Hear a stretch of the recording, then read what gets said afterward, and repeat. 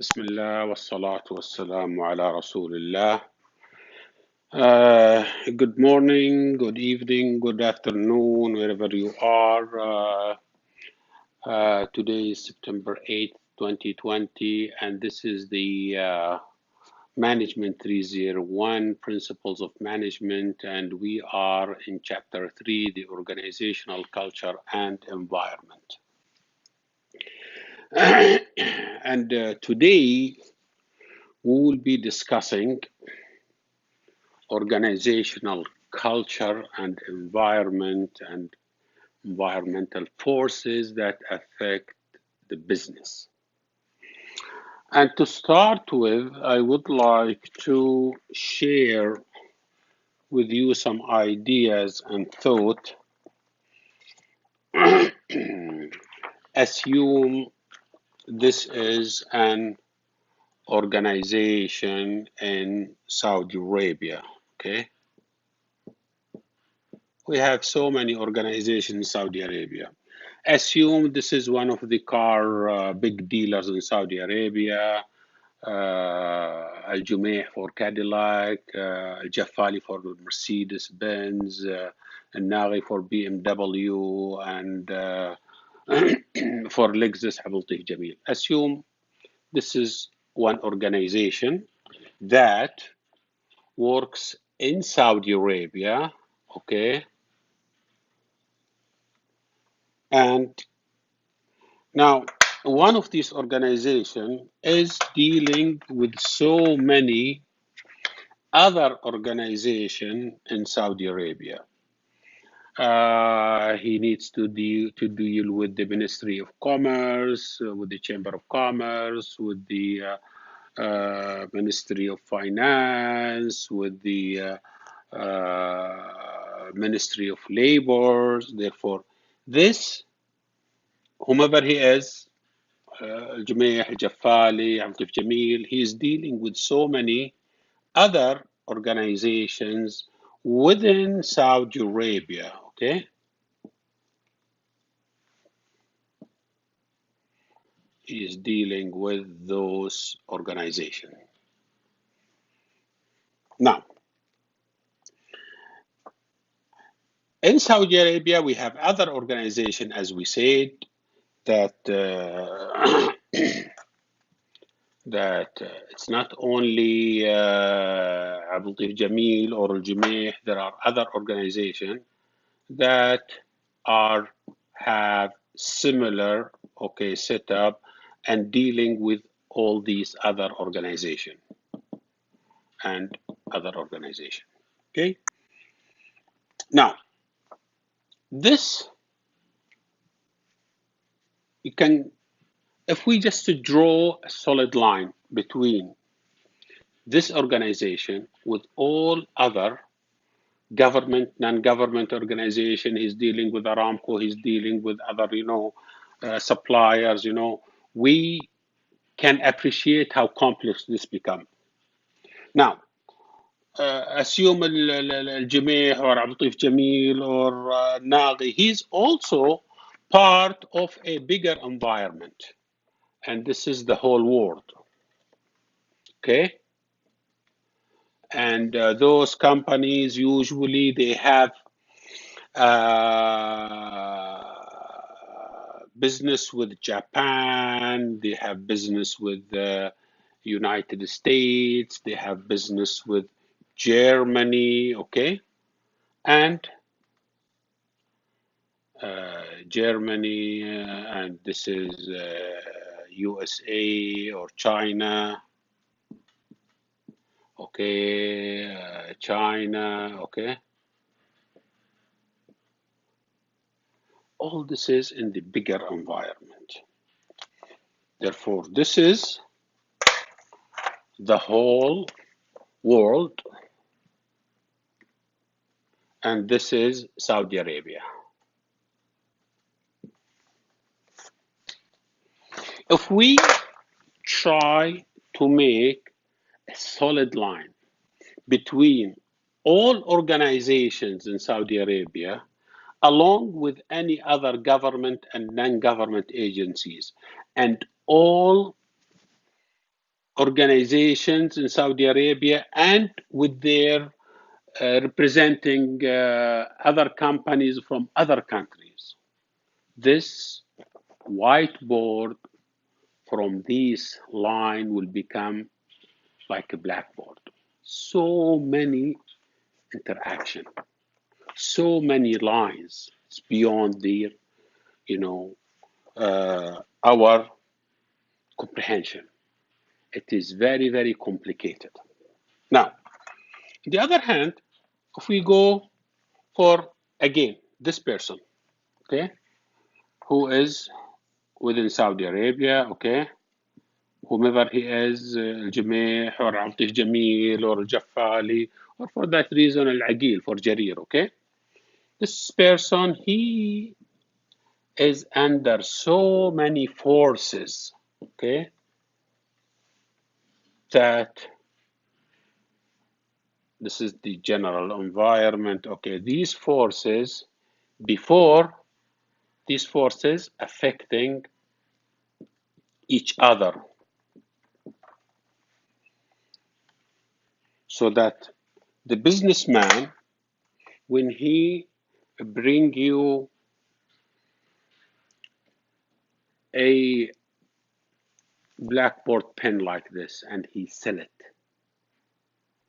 in his Jarir store, he has to go through so many. Look at the voyage that this pen took from China until it reached here, or from Germany, okay. But there are so many forces affecting this businessman. He has to pay salaries, and he has there are government regulations, okay.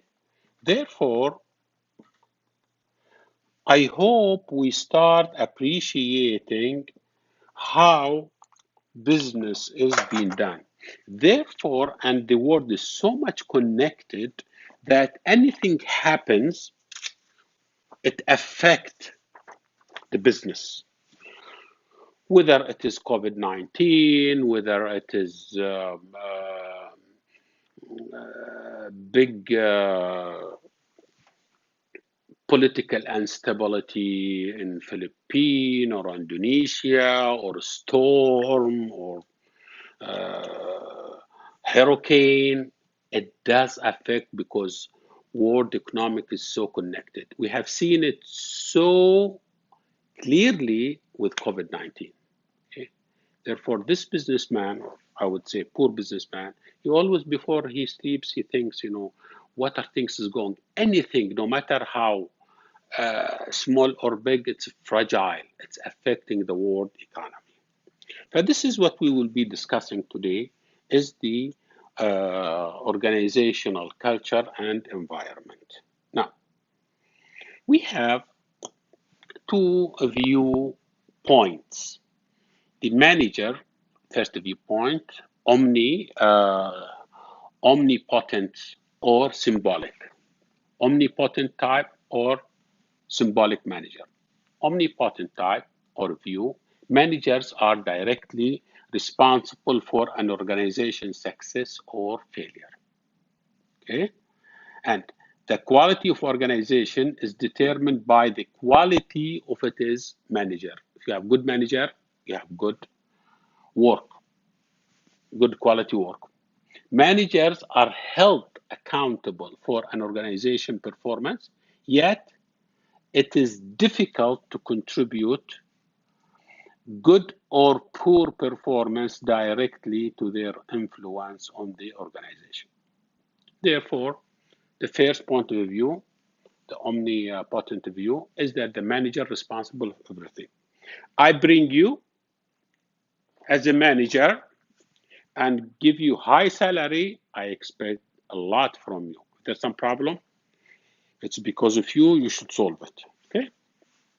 Now the other point, okay, which is the manager, which is the symbolic view, much of an organization's success or failure is due to external forces, due to these forces externally, okay? due to external forces, sorry, okay. I shouldn't come from this side because of the wire, okay. And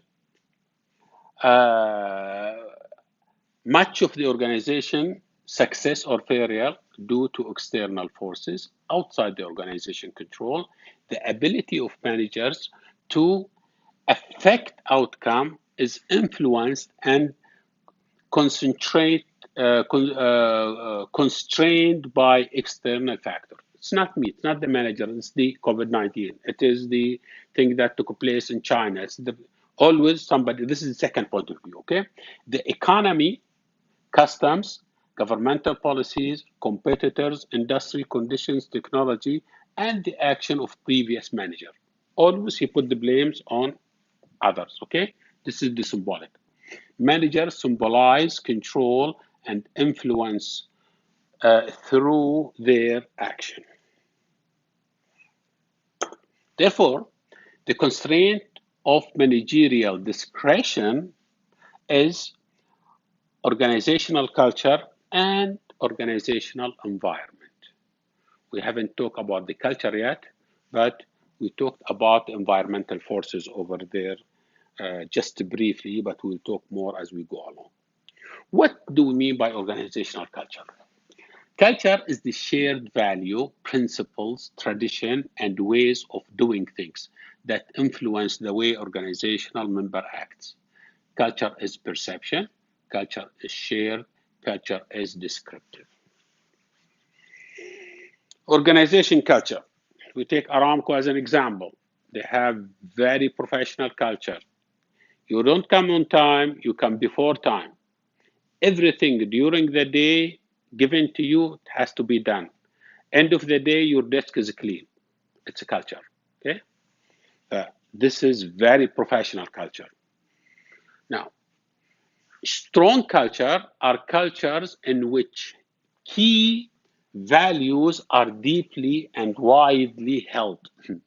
No one goes to Aramco late. That's their culture. No one goes late. Okay, everybody go either before time or on time. Have a strong influence on organizational members. They're always very proud that they have. If a person from Aramco, he's Aramco one, or from KFUPM, he's KFUPM student, and so on and so forth. Okay, therefore these are cultures. Organizational culture. Okay. These are the dimension of the organizational culture: attention to details, outcome orientation, people orientation, team orientation, aggressiveness, stability, innovation, risk taking. Attention to details, degree to which employees are expected to exhibit precision, analysis, and attention to details. Outcome orientation, degree to which manager focus on results or outcomes rather than on how these outcomes are achieved. People orientation, degree to which management decisions take into account the effects on people in the organization. Team orientation, degree to which work in organizations around teams rather than individuals.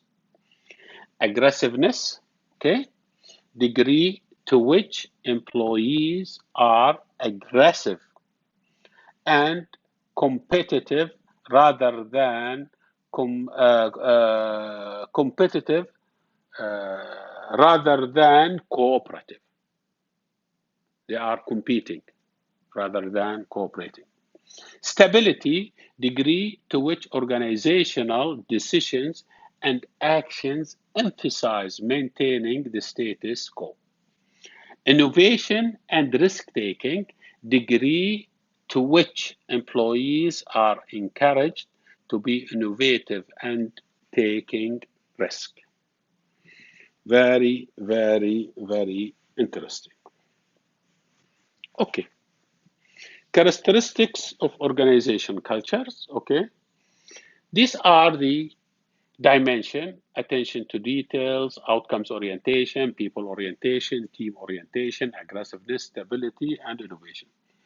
This is organization E, organization B, C, and D. Some of them are low on one side and the other is high, and so on and so forth. Therefore, organizations are not the same. They are in some aspect low and some aspect is high. Okay, where the culture comes from and how it is continuous.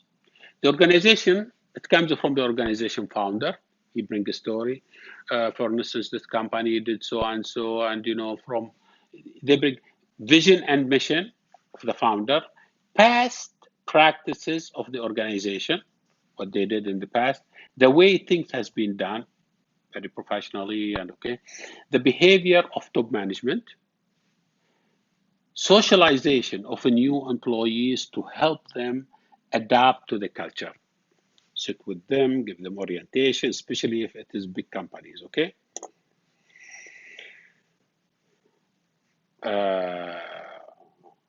Socialize. I remember when I was working on my co-op year with Lockheed Aircraft and Services in California,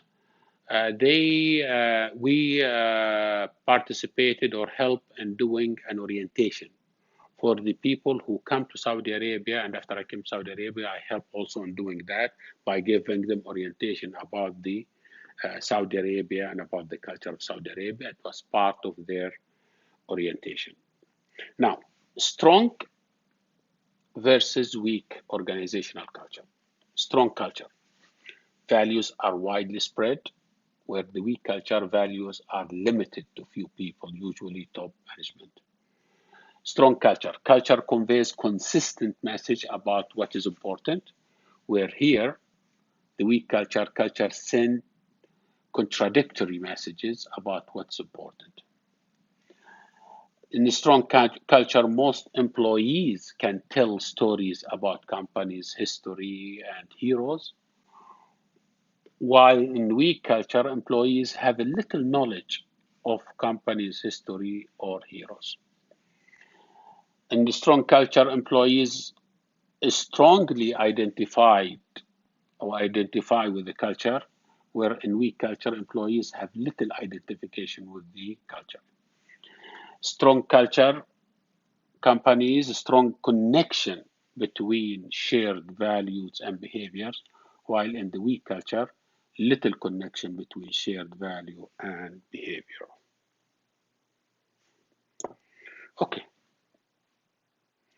Sources of organization and culture. Where does the culture come from? Organization, founder, started that, vision and mission, past practices of the organization, the way things have been done, the behavior of top management.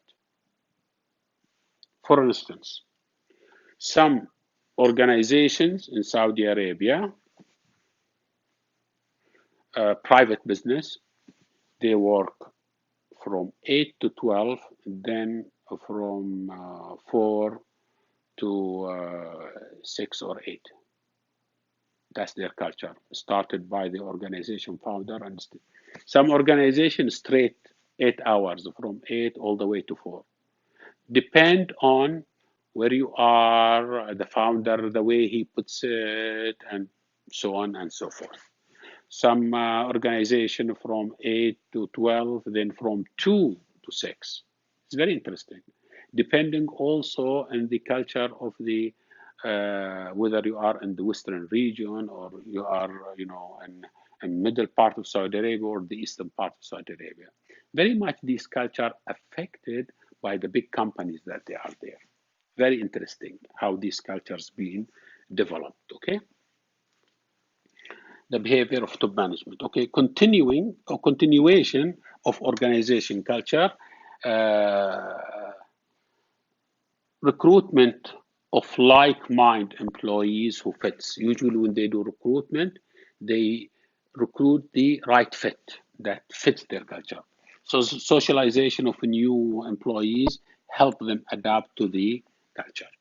As I brought that as an example, okay? Now,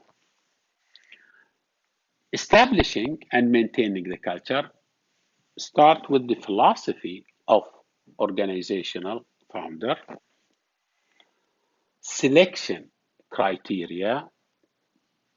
This, because you select certain people that fits, you will find that in top management as well as the socialization process, this will give our organization culture. Top management also participate in this socialization. Okay. How employee learn the culture?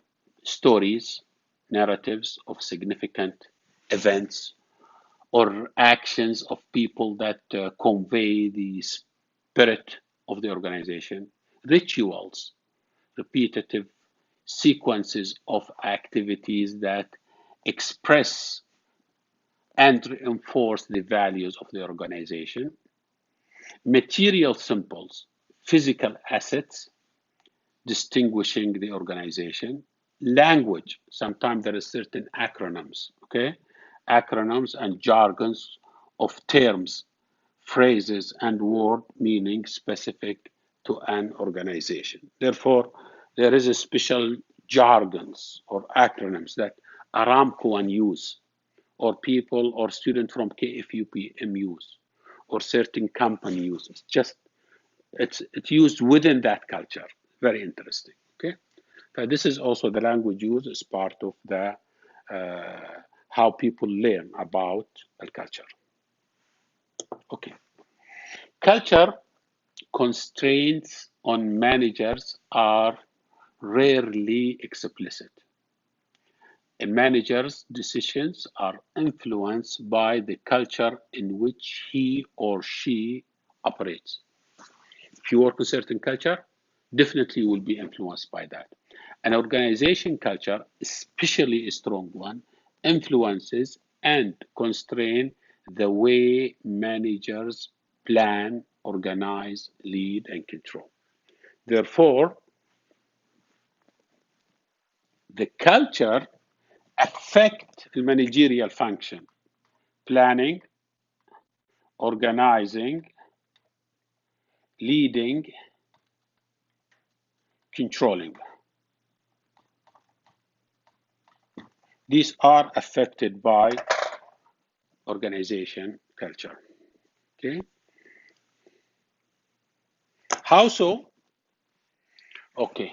Managerial decision affected by culture, planning, the degree of risk that the plans should contain, whether plans should be developed by individuals or teams, the degree of environmental scanning in which management will engage.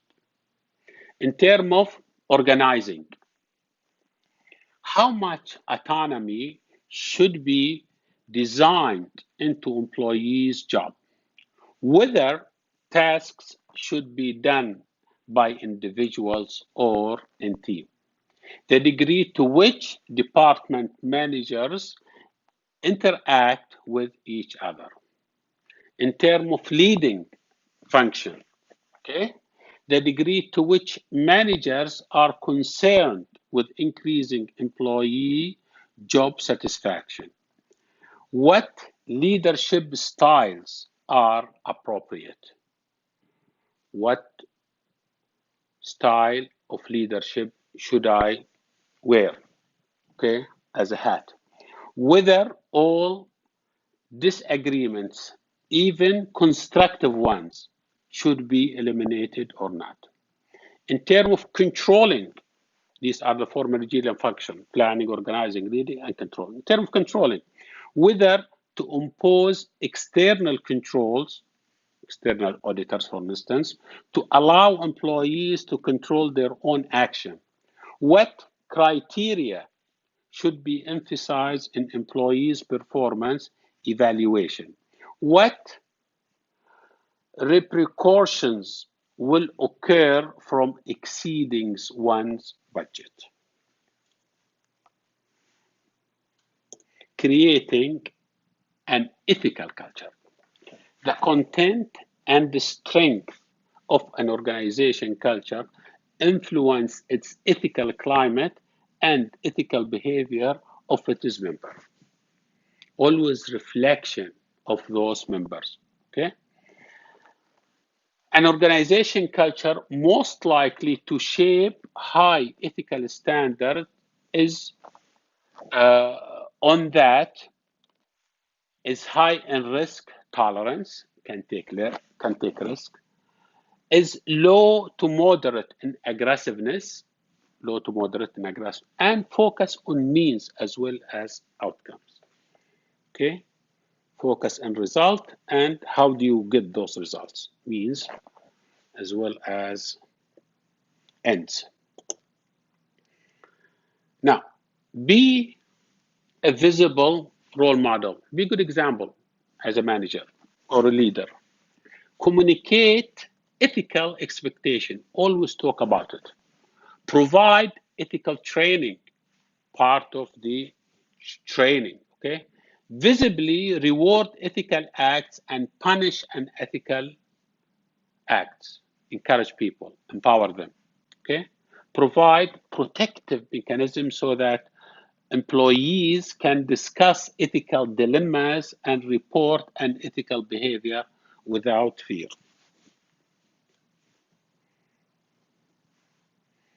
And by the way, Saudi Arabia is doing a very, very, very good job in that. And we are witnessing some really, really good things about, you know, providing protection mechanisms so that employee can discuss ethical dilemmas and report unethical behavior without fear. And we are so happy with what's going on in Saudi Arabia. It's really good.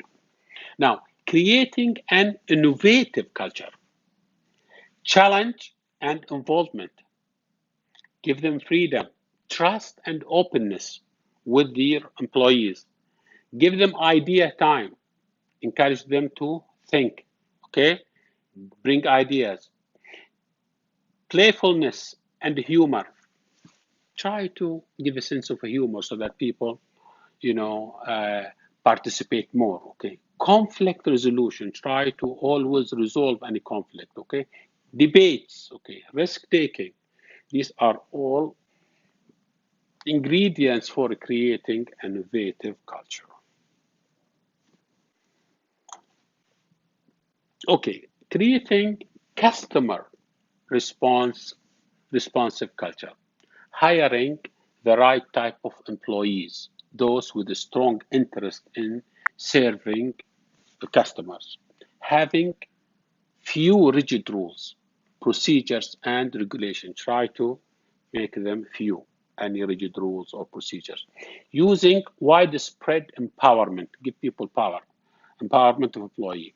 Having good listening skills in relating to customer messages. Provide role clarity to employee to reduce ambiguity and conflict and increase job satisfaction. Having consciousness, caring employee willing to take initiative. This is creating customer responsive culture. Because customer is the most important thing to your organization.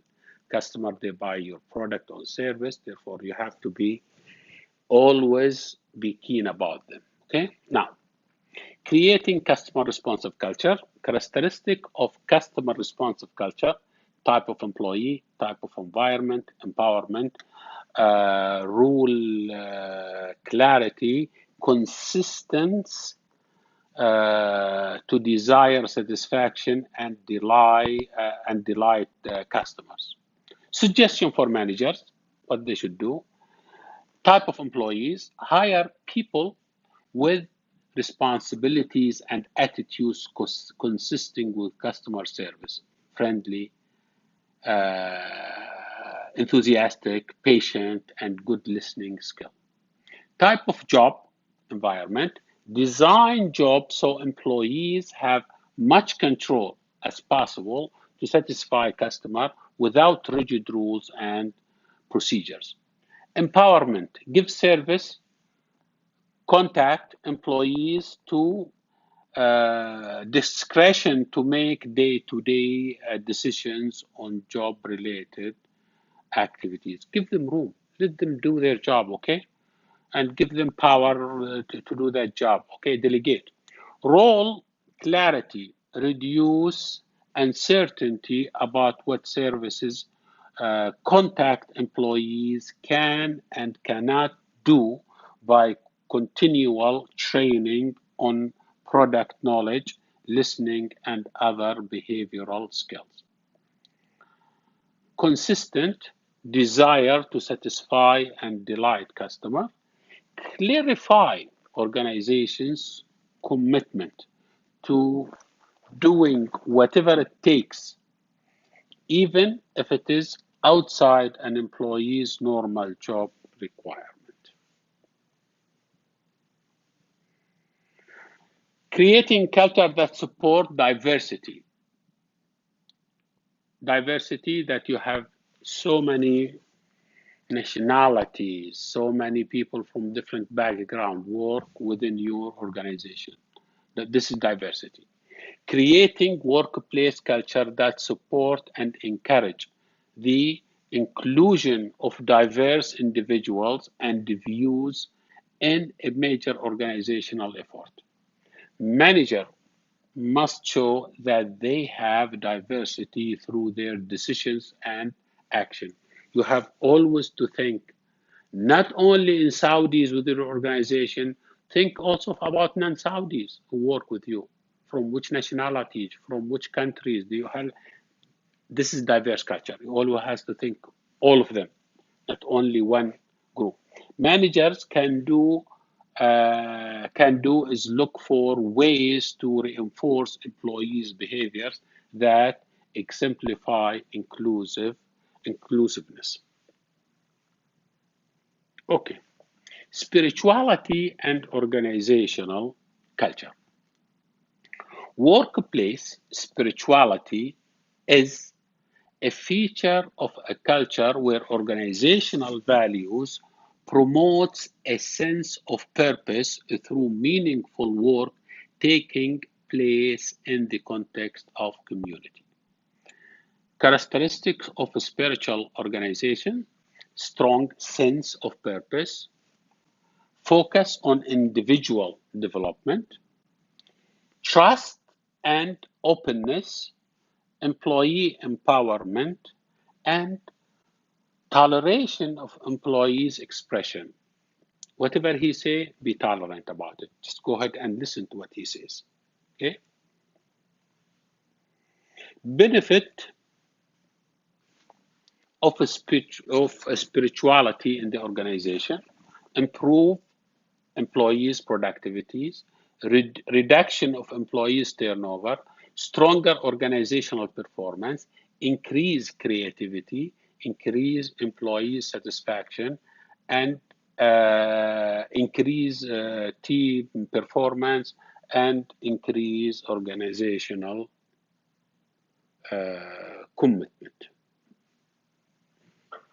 Spirituality is very important in organization because it has all these benefits. Now, in our cultures, as Arab culture or Saudi culture, we are very strong in that personality, but there is a difference.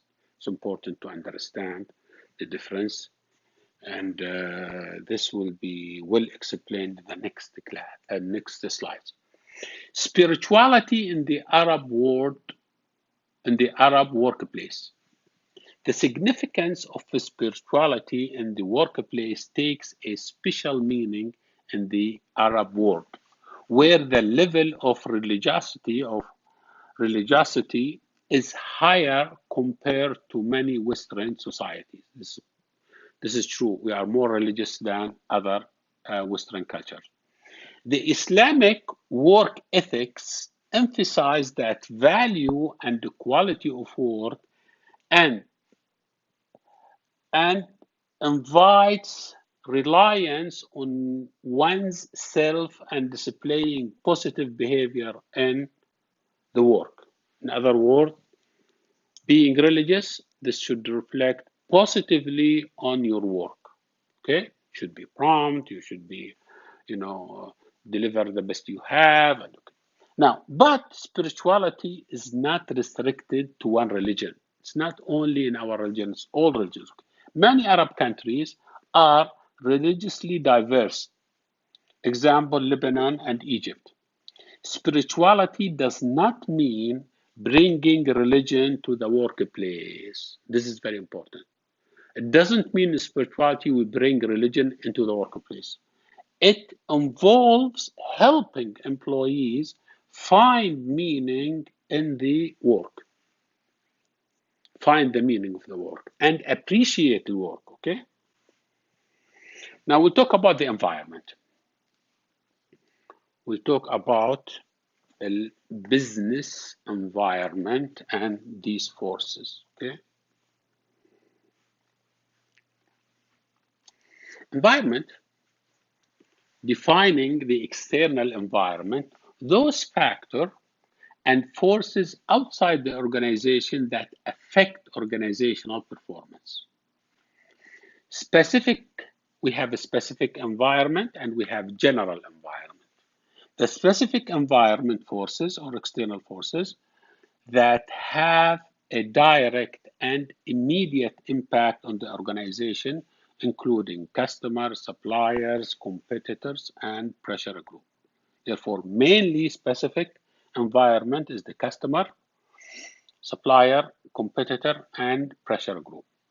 General environment, on the other hand, it's the economic, political, legal, socio-culture, demographic, technological, and the global conditions that may affect the organization. This is a very nice Venn diagram that shows these two types of specific and general environment. This is the organization. The specific environment, customer, supplier, public pressure group, and competitors.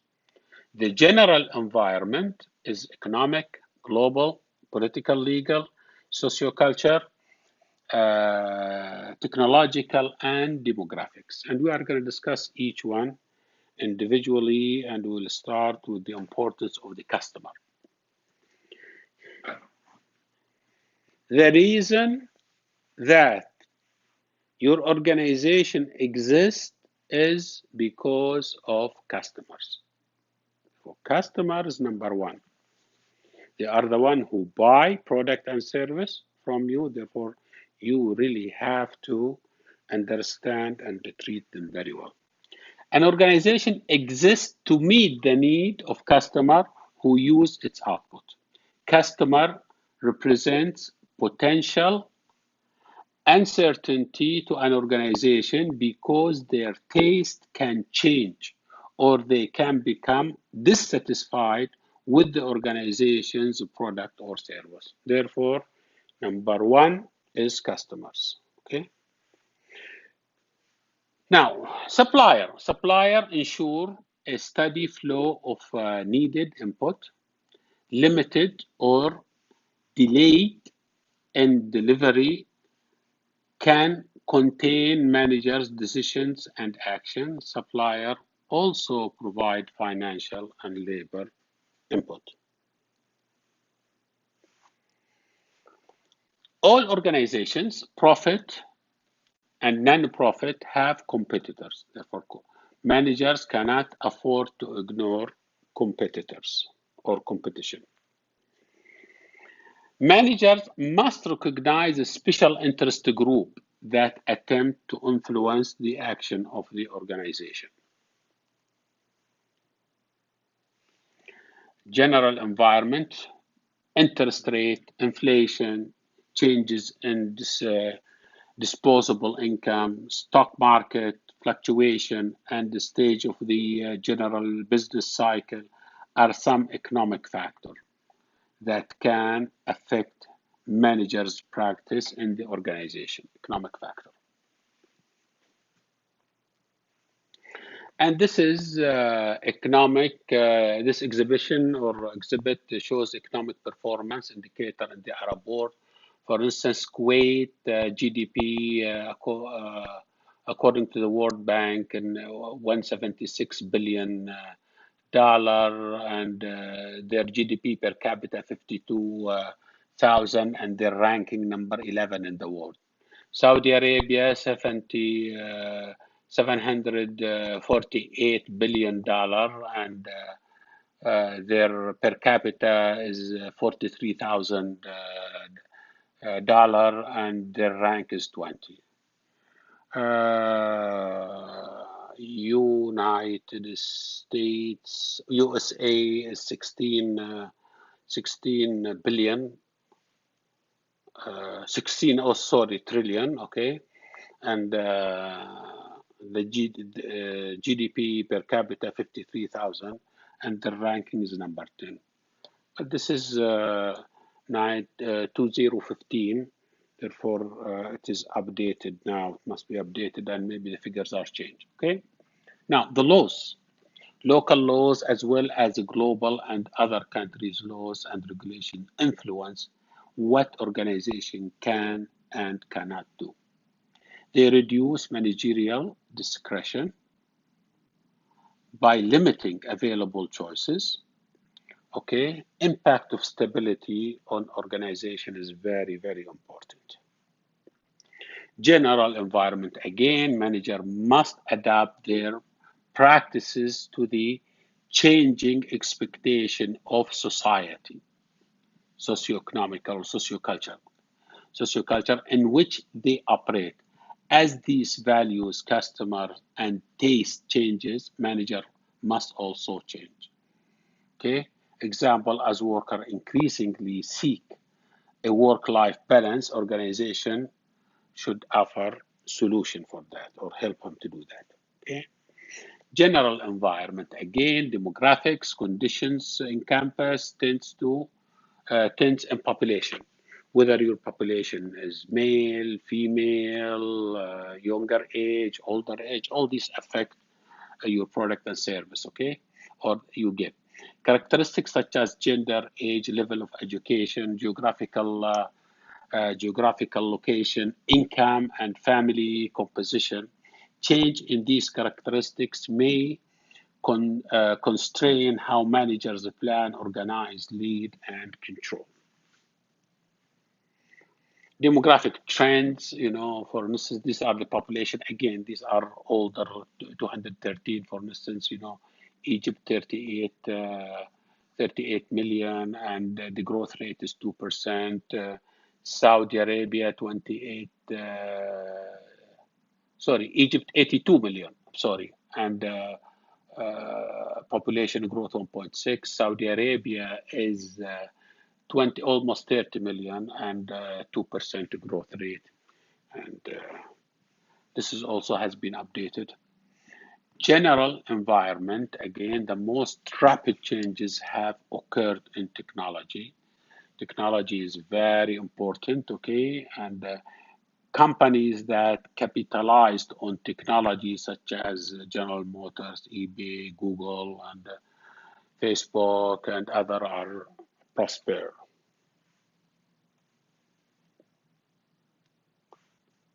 General environment, globalization.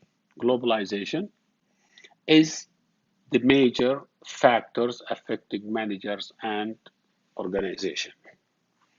Whatever takes place in China, USA, Germany, England, France, Philippines, Indonesia is affecting the whole business community, whether here or in other countries, okay? And these are different forces that a business would have.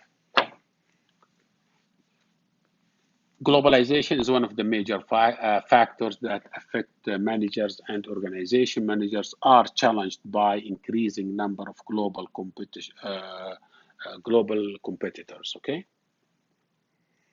Now, how the environment affect the managers, assessing environmental uncertainty, the extent to which managers have knowledge of and are able to predict change with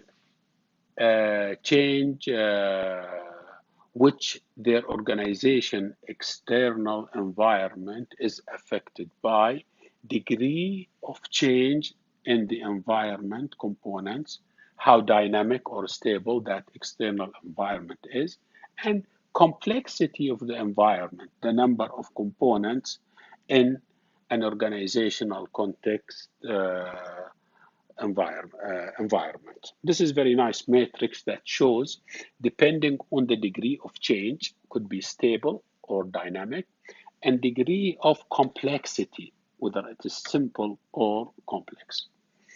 If it is simple and stable, stable and predictable environment, few components in the environment, components are somewhat similar and remain basically the same, minimal force for sophisticated knowledge of components. Maybe example, I could put example here, the state of Bahrain is very simple and stable. Another example, which is, or another simple and dynamic and unpredictable environment, few components in environments. Components are somewhat similar, but are continually changing, minimal needed for sophisticated knowledge of components. Example here is Dubai or United Arab Emirates in general. Okay. Stable and complex. Stable and predictable environment, many components in environment. Components are not similar to one another and remain basically the same. High needs for sophisticated knowledge of components. Example, my own example here is Kuwait, okay? By the way, I didn't bring companies because maybe some companies, if I tell them, you don't know them. And that's why I bring countries like Bahrain, United Arab Emirates, and here Kuwait, and complex and dynamic Saudi Arabia. Okay, is a good example. Is a dynamic and unpredictable environment. Many components in environment. Components are not similar to one another and are continually changing, highly need for sophisticated knowledge and of components. Very interesting. Okay, now managing stakeholders. Stakeholders are who are stakeholders? Any parties in organization environment that are affected by the organization's decisions and actions. Managing stakeholders' relationship can lead to improved organizational performance. It is the right thing to do, given the interdependence of the organization and its external stakeholders. Very nice. How to manage stakeholder relationship. Identify the organization's external stakeholders. Determine the particular interest and concern of the external stakeholder. Decide how critical each external stakeholder is to the organization, and determine how to manage each individual's external stakeholders relationship. Who are the stakeholders? Organizational stakeholders, customer, most importantly, okay, social and political action group, competitors, trade and industry association, government, media, very important, okay, how to deal with media, okay? These are part of the stakeholders. Suppliers, of course. Communities, yes. I'll bring you an example of community as a stakeholder, okay? Shareholder themselves, of course. Yeah.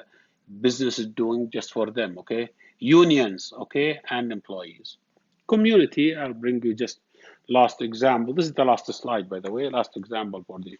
There was a small community here within Saudi Arabia that they have inside an galvanized operation within the business area. And then with this galvanization, produce some fumes, and some fumes it harm the lungs. Okay, and the community, they went ahead and they filed a law case against this factory, and they said you should move it. And they went ahead and they moved it because of the. This is an example of what community is a stakeholder, and also it can do and have a pivotal role in that. Okay, I would like to thank you. This is the end of this chapter, and as usual, I will take you through my board so that you will see. This is the last slide, which you should have. I will, and this is my board so that you will see it and capture it so that for your reference. Thank you very much, and you have a good day or evening or night.